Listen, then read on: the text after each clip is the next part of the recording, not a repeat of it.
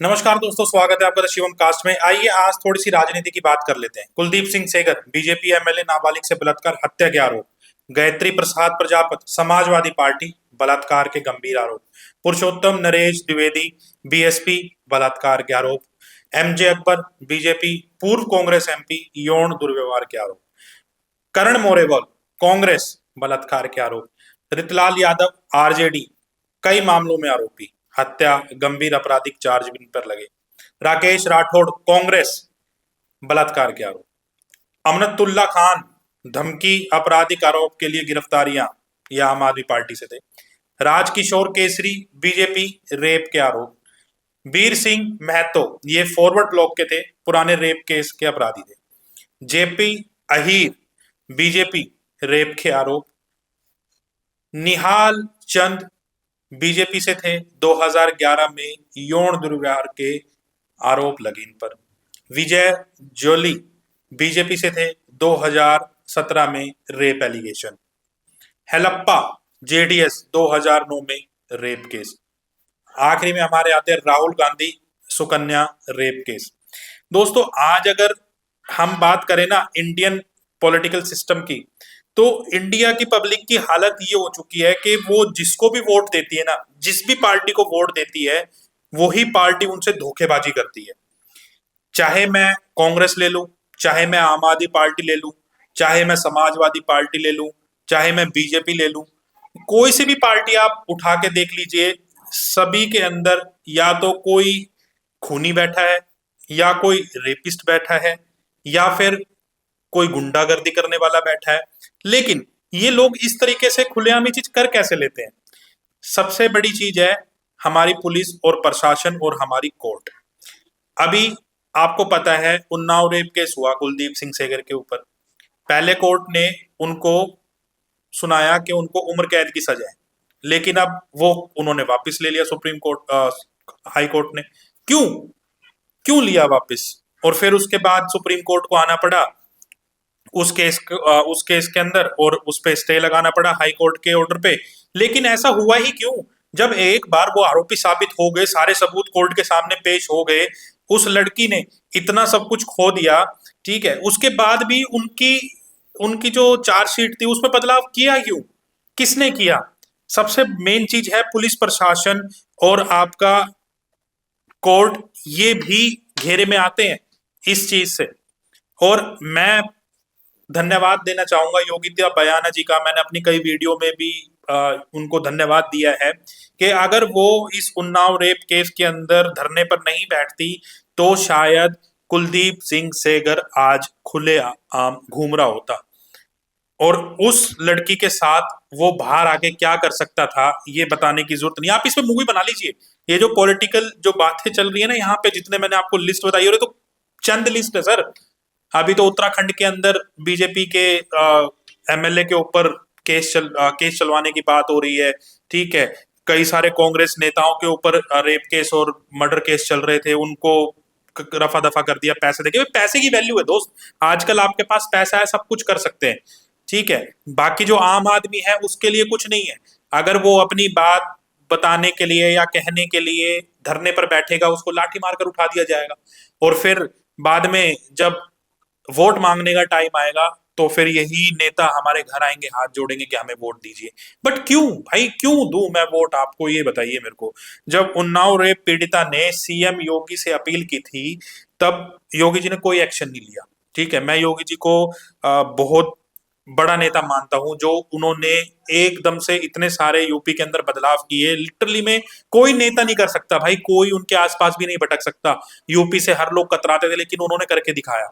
तो जब आपने बीजेपी ने पैरामीटर इतने हाई सेट कर दिए हैं कि हाँ वो अपराधियों को 2 मिनट के अंदर सजा देगी, अपराधियों को जेल भेजेगी, अपराधियों को उनके साथ जो बुरे से बुरा हो सकता है वो करेगी, तो इन रेप पीड़िताओं के ऊपर मतलब आपकी नजर भी नहीं गई। जब वो आपके घर के बाहर आती है, वो अपने आप को जलाने की कोशिश करती है, तब जाके उसकी एफआईआर लिखी जाती है उन्नाव रेप पीड़िता की, ठीक है। तो आप ये सोचिए कि कहां तक हमारे इंडियन पॉलिटिकल जो नेता है उनका स्तर गिरता जा रहा है। मैं तो खुद हैरान हूं ये देखते हुए कि नेता इतने ज्यादा इन्वॉल्व हो रहे हैं अब इस चीज के अंदर, के सोच के भी रूह कांप जाती है कि जिनको हम वोट देते हैं वो ही ये काम कर रहे हैं।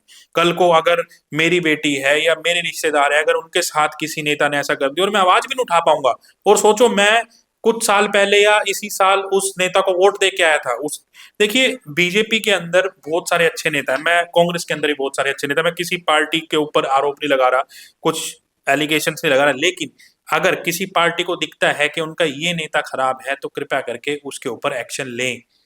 गलत को गलत और सही को सही बोलना आपका भी हक है। कब तक आम जनता धरने पर बैठेगी, कब तक रोडों पर बैठेगी, कब तक पुलिस के डंडे खाएगी?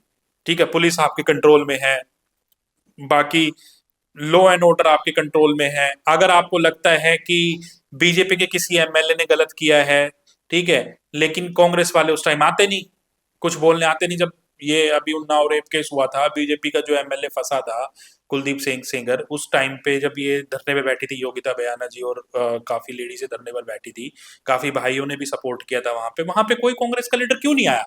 वो इसलिए नहीं आया क्योंकि कांग्रेस के खुद के हाथ इन चीजों से रंगे हुए हैं भाई। समाजवादी पार्टी का कोई नेता क्यों नहीं आया? क्योंकि उनके खुद के हाथ इन चीजों से रंगे हुए हैं।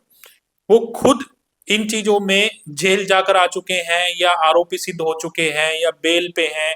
और देखिए, सबसे विडंबना की बात देखिए, जिस नेता के ऊपर केस हो जाता है और अगर वो साबित हो जाता है, वो बेल पे आता है, फिर केस लड़ता है।